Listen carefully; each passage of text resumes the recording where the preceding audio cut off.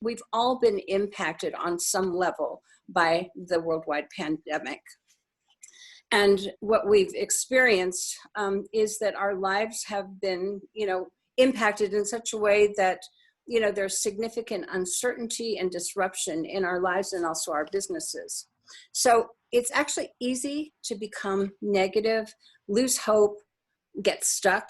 And any transition, frankly, requires us to think differently, to shift from the way things have always been to the way that you would like them to be in the future. And in many ways, that's a good thing. So in some ways, COVID has actually provided a truly unique opportunity to slow down, to reevaluate our lives, to rethink how we want to live those lives in the future. So it has actually been a gift of time, one that we've never experienced before in our lifetimes, and hopefully never have to experience again. But it has given us the time to pause, to reflect, to pivot intentionally, to live that life that we've always dreamed about, but we never thought possible. And it could be a life that we put on the back burner to that someday list. And it's a life filled with the passion, the purpose, and the meaning and the potential that we've always wanted. So one of the most talked about subjects of our times is how to successfully navigate and transition in these uncertain times so that we not only survive, but we thrive post-COVID. So Bruce Feiler, his new book, Life is in the Transitions, refers to this time of great change, great upheaval and uncertainty as life quakes, like earthquakes. And in that, he defines them as massive life changes, whether they're voluntary or involuntary, that cause us to dig deeply and to think differently so that we can come out on the other side, much stronger and much better. So the next slide is my journey. And Linda, if we can just change it to the next slide. Thank you. Oops, next one. My journey. Okay. So I'm Rita Wilkins, also known as the Downsizing Designer. I'm a TEDx speaker, best-selling author, and as an interior design and lifestyle expert for over 35 years, I've designed everything from Supreme Court justice chambers to corporate penthouses to tiny kitchens to tiny houses. So I've had the opportunity in my lifetime and in my career to make a difference in the lives of thousands of people through design, through speaking, through writing and coaching. But I had a life quake. It was a life-changing trip to a third world country where I visited my son in Senegal, West Africa, which is here on the slide, that absolutely changed my life. For the first time, I experienced people who had nothing, but they were happy. All I knew when I returned is that's what I wanted for my life. So a month later, when I returned to my big, beautiful designer home that I had built and was so proud of in Chester County, it was almost like the lights went out for me. I walked in and all the beautiful designer furniture, all those accessories that I had collected over all those years, suddenly nothing meant anything to me. I wanted that simple, joy-filled life that I experienced in Senegal, where they had nothing, but they were happy. So how could I do that? But what I did realize over a period of a little bit of time is that I didn't need all of this beautiful stuff anymore to be happy. So I decided to downsize from my 5,000 square foot home to my tiny little jewel box apartment here in Philadelphia. I gave away 95% of what I once owned to people who needed it or wanted it. I'm now living with 5% of what I once owned. I have all I want and all I need, and frankly, I've never been happier. So I went from a life filled with beautiful stuff to a life filled with meaning. So my life quake helped me to see my life differently, to think differently, and it inspired me to reinvent my life so that I have now more meaning, more happiness. And the next slide, Linda. So Linda, if we can just advance it to the next slide, please. Thank you. All right. So this slide actually makes me laugh. Does your life feel like a test you forgot to study for? I don't know if you ever had that experience, but I do remember one time showing up for, I studied well for an English exam, and in fact, it was a math exam. But I remember that feeling of, oh my God, you know, I don't know if that's ever happened to you, but it was overwhelming. It was stressful. My life seemed like it was out of control. And I was really just putting one foot in front of the other, almost like I was on autopilot. And that didn't serve me very well. So if we go to the next slide, Linda, this one also makes me laugh because it reminds me, Linda, if we can go to the next slide. Thanks. All right. So does this look like you? So on the left is a woman on a hamster wheel, basically, you know, where life never stops. It's spiraling out of control. You know, sometimes you feel stuck and you feel trapped and just keep going and going and going on autopilot. Many times you're afraid to change, or you don't know how to change. You don't know how to get off that wheel. The one in the middle actually reminds me of me. When I owned my big house, I had 11 closets and 9 rolling racks, which I confessed to on stage on my TEDx. I have no idea why I accumulated all that clothing, other than it was almost like a way to fill a gap of loneliness. But in some ways, you know, our life can get out of control, whether it's the physical clutter or the mental and emotional clutter, and frequently they're tied together. So when you are disorganized, like this woman with her closets, when you're cluttered, when you have too much stuff, my experience was you did not have enough life. So when you don't know where to start, what to let go of, how to let go, that whole idea of having more stuff, buying one more great pair of shoes or boots or whatever, one more thing doesn't make you happy. And that's when you need to start looking inside to say, what can I declutter inside? And the slide on the right also reminds me of me several years ago, just screaming for help, not knowing where to get it. It was all that physical clutter, the emotional clutter, too much stuff, too many responsibilities. I felt stuck and I felt trapped, and I was definitely afraid. I needed help, but I saw no way out. You can go to the next slide, Linda. So this is really the aspirational side. Why now is that perfect time to downsize your life and upgrade your lifestyle, which is the title of my book. So my experience was when I downsized my life, decluttered my life, not just physical possessions, but also all the emotional clutter, I could then make room for my real life. So in times of uncertainty, in times of change and transition, everything seems upside down, inside out. It's scary. And it makes sense that we want to return to normal, to take back control of our lives. So what better time than now to create your new normal, what you want your life to look like post-COVID, starting right now. What better time than now to disrupt that hamster wheel, to disrupt that status quo living, the way things have always been, or the way things you think, the way things should be. It's a perfect opportunity to disrupt that thinking. And it's also a great opportunity to question if your life has been going the way you really want it to go, or is it the time to change? So what better time than now too, to start living life on your own terms, to take back control of your own life. And that's very possible by rethinking, reimagining, and redesigning the life that you really want.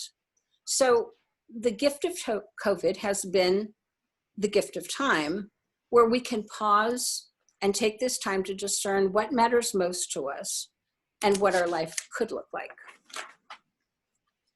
And what better time than now to downsize and declutter? Frankly, a lot of people are doing that with their physical stuff, but not just the physical baggage, but also the emotional baggage that weighs us down, that prevents us from living that life that we really want. so that you can intentionally switch gears and upgrade the lifestyle and life that you really want, which is improving the quality of the overall quality of your life. We go to the next slide, Linda. So there are 5 core lifestyle upgrades that will power up your passion, your purpose, and your potential. So who doesn't love upgrades? You know, airlines, if you suddenly upgraded to first class, you weren't expecting it, a room upgrade at your favorite hotel. The reality is upgrades enhance the experience and they make it more special and more memorable. So lifestyle upgrades are exactly the same thing. They elevate the way that you experience your own life. They make life more special, they make it more meaningful and more interesting, and they contribute to a happier, more fulfilled, and more meaningful life. So these 5 core lifestyle upgrades are designed to help you get your power back so you can dream big again, so you can unleash your superpowers, your unique brand, and your magic sauce. They're also designed for you to step into your passion, purpose, and potential, to bring your message to the world, and to tell your story of trials, tribulations, triumphs. And also intended to help you pause and pivot so you can design a simpler, less cluttered, more meaningful life. And the 5 upgrades, the bottom line is, when you live with less, you live more. That has been my experience and the experience of many other my clients who have chosen to, when I say downsize your life, that doesn't necessarily mean move. It just means to live with less and be very clear about what you want and what you don't want. So when you live with less, you do have more time, more money, more freedom, more energy to do and pursue what matters most to you. The second one, when you let go of what you don't want, you actually are making room for what you do want. And when you are clear and you have clarity about what you do want in your life, life just gets so much easier. And then looking back to look forward, this is one of our exercises, the reverse bucket list that I'll go over with you in a minute. But when you look back at your list and you realize all that you've accomplished, that's pretty inspiring. You get inspired to create the life that you really want. And then number 4, living in alignment with what matters most to you. When you have clarity about what is non-negotiable in your life, what matters so much to you that you fight for it, life actually gets very simple. Choices and decisions that you make are in step with who you are, what you stand for. And you're not easily swayed by the worldly distractions like buying more stuff or, spending money you don't necessarily need to spend.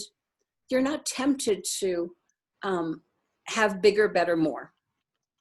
And you realize, this is so profound, you realize you have enough and that you are enough. And a big revelation to me was there was no need any longer, once I lived with less, to prove myself. I had all I wanted and all I needed. So you can actually relax, you can be authentically you, and you can enjoy your life the way that it should be.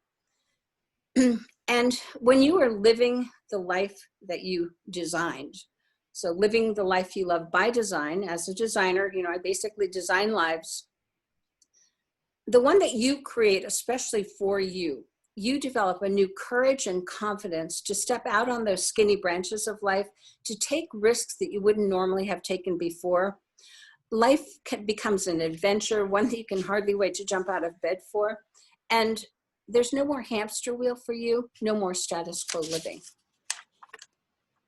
If we can go to the next slide, Linda, I have an exercise, and whether we have time to do this exercise together or not, but it's something that you can download, and I would encourage you to spend a good couple of hours with it.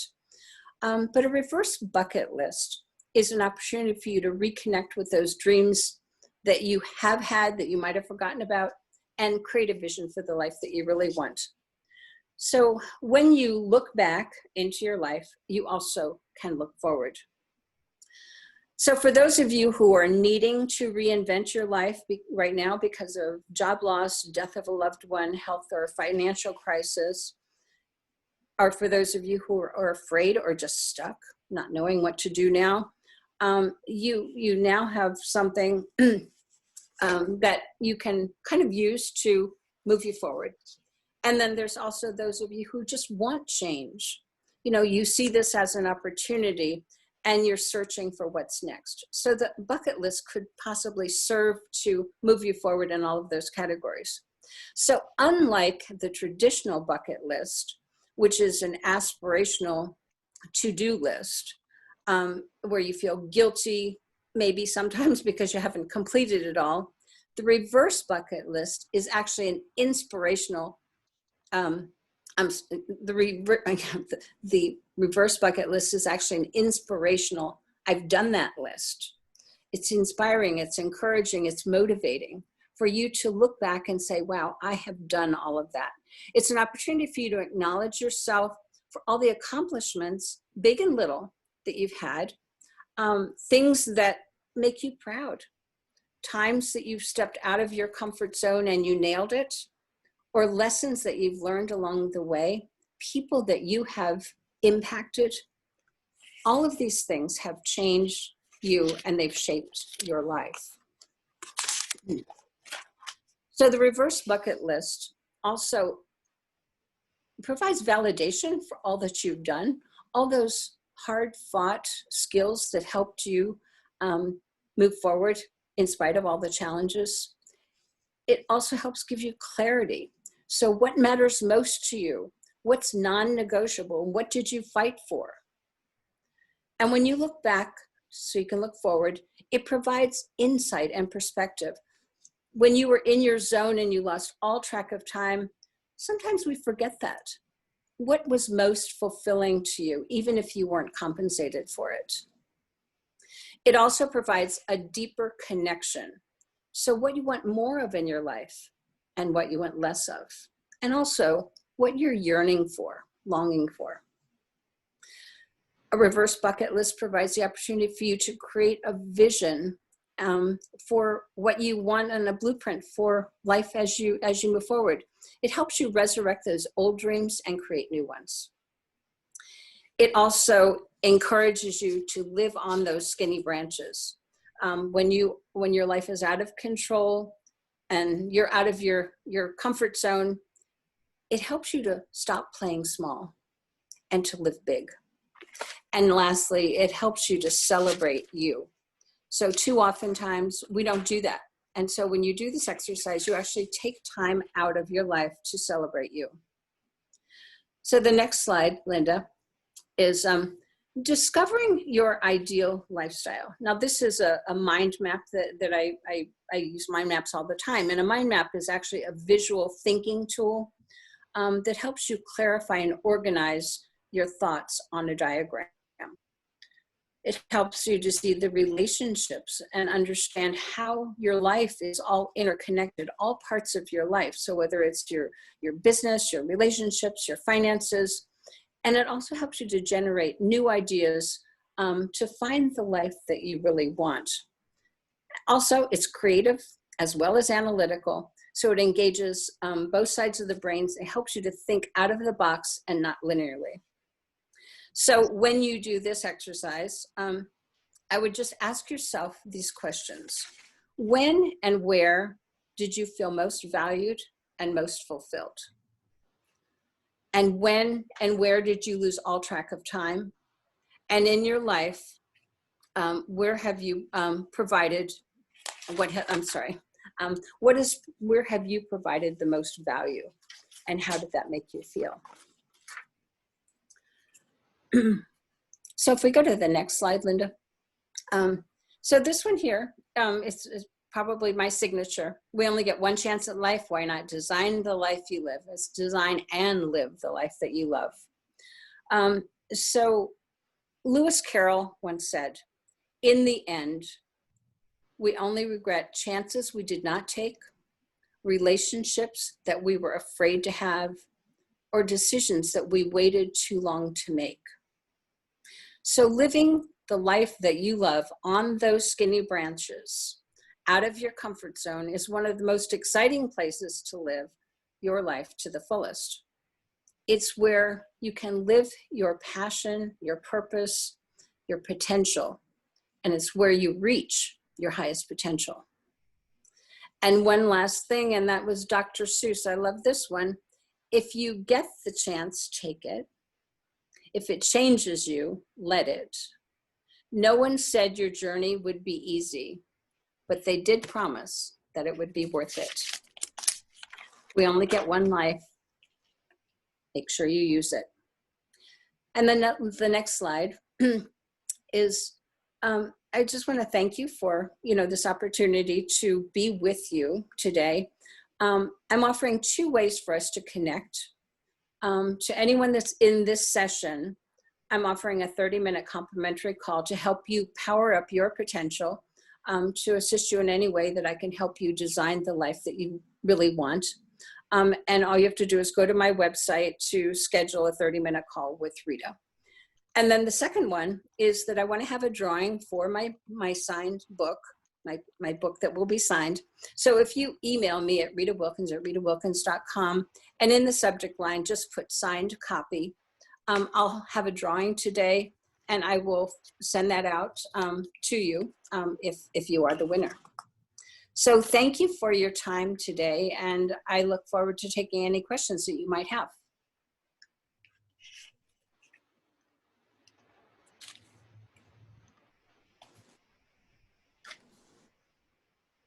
Hi, so thank you, Rita. That was lovely. I'm going to verbalize a question, and then if anybody else wants to throw something into chat, that would be terrific. Just a few tips, Rita, on how we can get started. So much of this, like that big closet full of clothes, feels ginormous. And I'll often walk past the closet and say, I'll do that tomorrow. Just a few quick steps for making us walk into that closet and get started. Okay, so I happen to love rainy days for that reason. So I usually pick a rainy day or a day that's just kind of gloomy. You don't really want to do something else. But that would be one thing. But I call it, my favorite method of decluttering or downsizing is to use what I call the spurt method. So I use 50-minute increments, and I put 50 minutes aside. I set a timer, and I select one area of my home or my apartment. Let's say it's one smaller closet, and in 50 minutes we can do a lot of things. So it's motivating, and it's energizing, and it's also taking one step forward. Now, what I do find on those times is that after I take 50 minutes, chances are I've got a lot of energy, and I click on for another 50 minutes. So it's a journey. It's one step at a time. Rita, Karen is asking, my biggest struggle with downsizing is family heirlooms. Family heirlooms, okay. Family heirlooms represent a lot of history, a lot of emotion, and attachment. So if you have not read the book, the name just absolutely escaped me. I'll think of it in a second. When we have family heirlooms, the question becomes, are you keeping them because you want them, or because you think they want you to have them? And it may well be that there's an emotional attachment to it that isn't necessary. So number one is ask, especially if they're still alive. So if you were to walk through your home right now, and this is for the sake of our children, ask them, do you want this chest that grandma gave me? So if they do not want it, then it gives you the license to give it away. So oftentimes we hold on to things because people think they should hold on to things, but frankly, our kids don't want our stuff. And oftentimes there are things in our own homes that we don't want, but we're keeping simply for emotional reasons. So it's about asking the question, do I really want this? Would they want me to have this or not? So an example for me was my father's alarm clock. When I was downsizing, found his tiny little Timex alarm clock in a box, and I instantly cried. I was very emotional about the clock because I could hear him winding it to wake up and provide for our family. But my sister, who was helping me at that day, said, Rita, would Dad really want you to keep that alarm clock? And the answer was no. So I took a picture of it. I wrote a story about it, why the clock made me cry. And now I have a Shutterfly book about all of those little things that made me cry. And thank you for that. Judy also said, I just downsized and it was a bit emotional walking down memory lane and parting with things. I tried to take pictures of things to digitize the memory and remove clutter. And I think that you've given us, her question was about the emotional separation anxiety. So I hope that was a good answer for Judy as well. Another question from Kristen, how much pushback did you get from family and friends as you downsized, and how did you address that? Well, one good thing is I'm single. So I didn't have anyone else telling me I couldn't do that. I have 2 grown sons who knew how much I was struggling in my big house with the big yard and the emotion, the expense, all of that.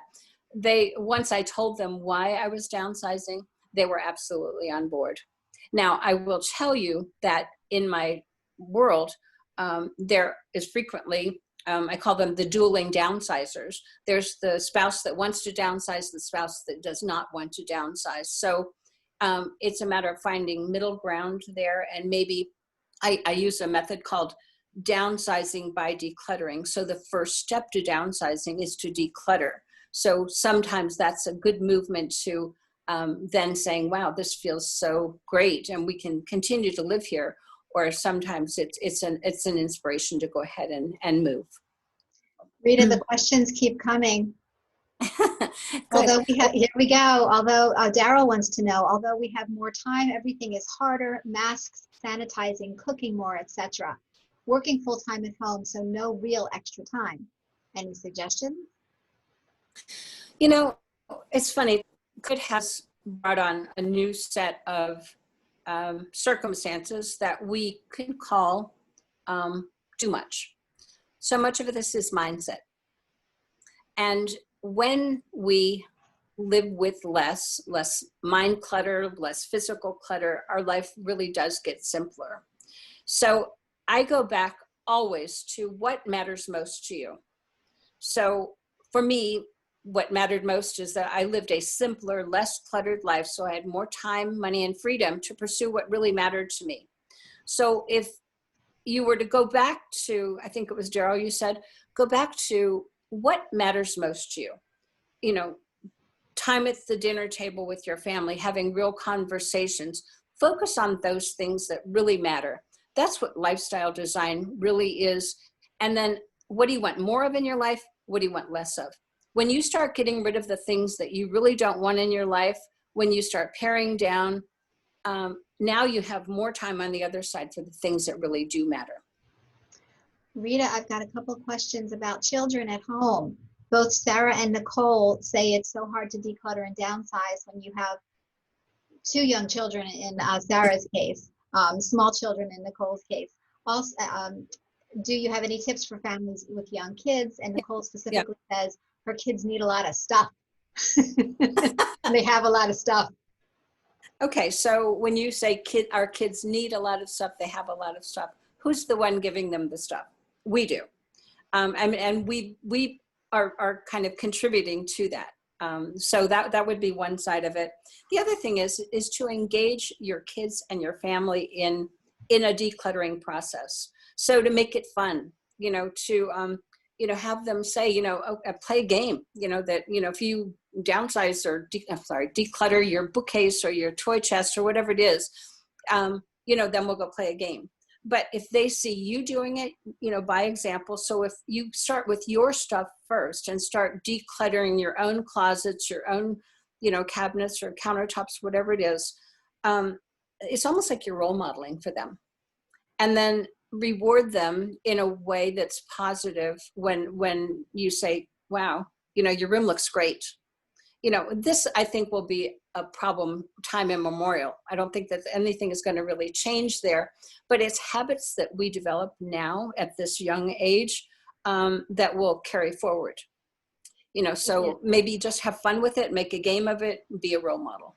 And just a comment about Nicole's chat, she tries to focus on giving them experiences as opposed to things. And I think you did provide a tip or two there for helping make the experience more important than the stuff.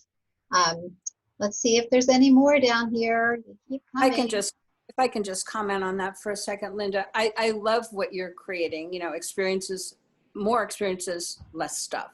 So, holidays are coming up right now.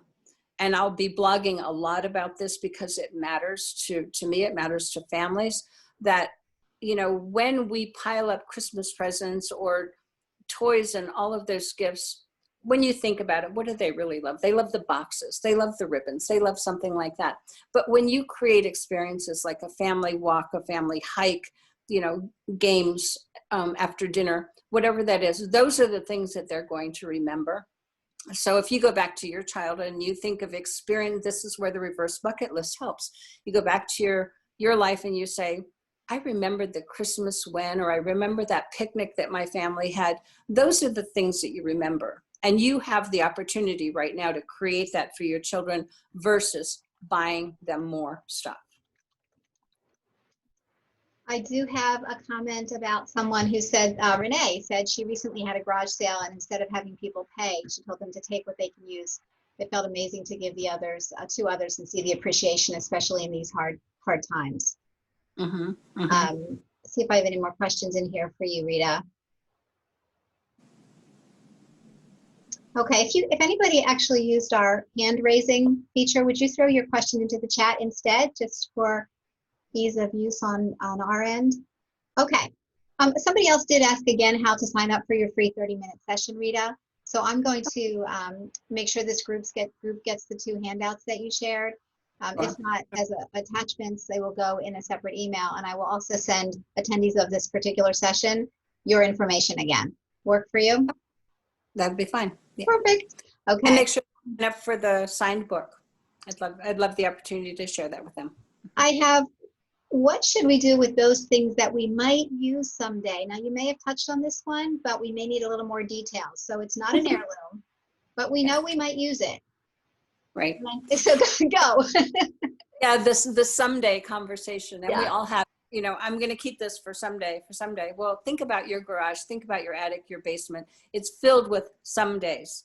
So clutter is essentially a deferred decision. When you decide to just put your clothes on the chair versus putting them back in the closet or in the laundry, that's a deferred decision. When you choose to leave the mail sitting on the counter, that's a deferred decision. The some days are also deferred decisions. So the reality is downsizing is not an easy process, but say, this is the day I'm going to decide, and make your decision and either sell it, donate it, or keep it. So make a decision. I think, Rita, we are just about finished with the chat questions. I hope I didn't miss anyone. I am wondering if, what I'll do is I'll share your screen again. Oh, here comes another question, but I'll share your screen at the very end. And again, I want to tell everyone that I will send you Rita's information. Another message came through from Kim. She said, I really struggle with getting rid of things due to guilt of trashing this, and now struggle with being able to give things away.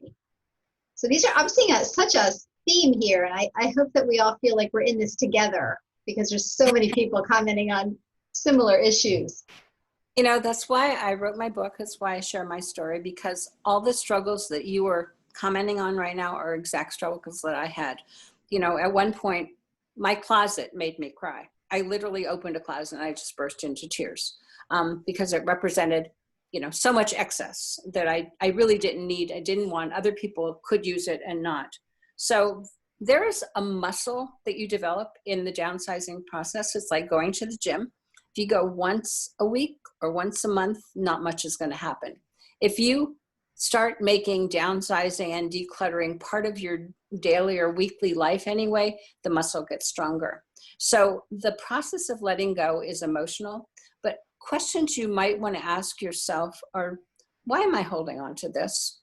So a funny example, the very first day of my downsizing, my daughter-in-law, who is Indian, and she's she's just tiny. She said, okay, Rita, where are we going to start? And I said, well, let's start in the kitchen, which I wouldn't recommend. That's not the best place to start, but we started on a 4-drawer cabinet. The very first drawer we opened up, there were 4 sets of measuring spoons. And Chaitanya just looked at me and said, Rita, really, do you need 4 sets of measuring spoons? Me, who doesn't cook that much anyway. And I just laughed, and she said, pick one. So we picked one, the other 3 went into a donation box. But the process of letting go, I mean, that was my beginning journey, but it was like, okay, well, that was not so hard. And then it was the next thing, the next thing, the next thing. Another thing was, looking at, I entertained a lot, and I had 12 sets of 12 of, 3 or 4 different kinds of dinnerware. And my sister-in-law said, Rita, you don't have room for that. Okay. What will you do? So I had to make choices, and the choices were, I'm going to keep 4 of each one, so I don't have to give it all away. So now I can still entertain 12 people. But it was just making decisions and letting go of what mattered and what didn't. Thank you, Rita, for that one. And I do see that my associate Harriet has also put all your info in the chat. So yay, yay, yay. We're making a great team here this morning. Thank you. I'm going to just I'm going to have one more question. We're coming up at about 40 minutes and see how we do with this one. I recently lost 20 pounds and delighted to find some things in my closet that I loved years ago and saved.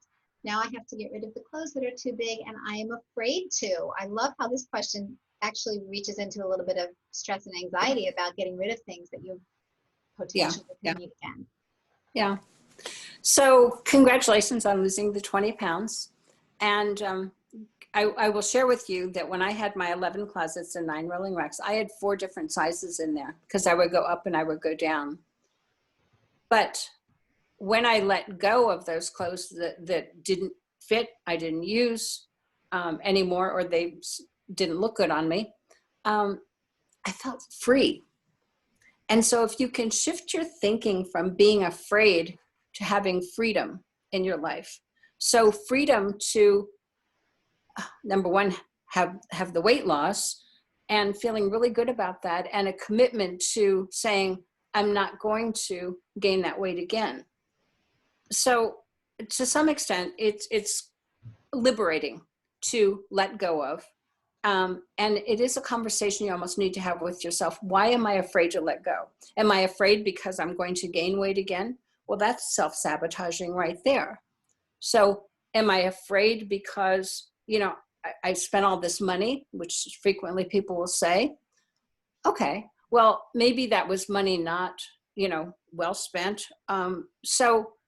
Sometimes people say, well, I spent so much money on this beautiful silk jacket, but I never wear it. So it all goes back to what matters most to you. And it must matter to you that you've lost this weight. It must matter to you that you have a whole new life ahead of you without the 20 pounds. And so look at your life differently, see it differently as being slimmer, being more in control, and being able to give up the fear that you have about holding on to those clothes. And remember, it's just stuff. We make stuff mean something. So for me, my big house and all of the stuff I had inside of it meant I was successful. No, it didn't. I made myself believe that. When I owned an office building, I call it the edifice to myself. I laugh at it now. I had to have it then, but now it was just an edifice to myself. And it feels so liberating not to have that burden anymore. And that has to do with the downsizing mentality, the decluttering mentality of living with less gives you the ability to live more abundantly. Rita, I want to thank you for touching on so many important themes today and sharing some fantastic tips that have inspired me personally. And I want to say probably also many of our attendees based on the chat. Okay. All right. Well, Did thank you you. have anything to say for your closing, and then we'll just jump out? Okay. Well, I just want to say to all of you, I appreciate being here with you. And at this stage of my life, to just be able to share my story, make a difference in people's lives. And the message of living with less so you can live more is what I want to leave with you. And just think about that and see your life a little differently. Thank you again, Rita. You're welcome. Have a great day, everyone.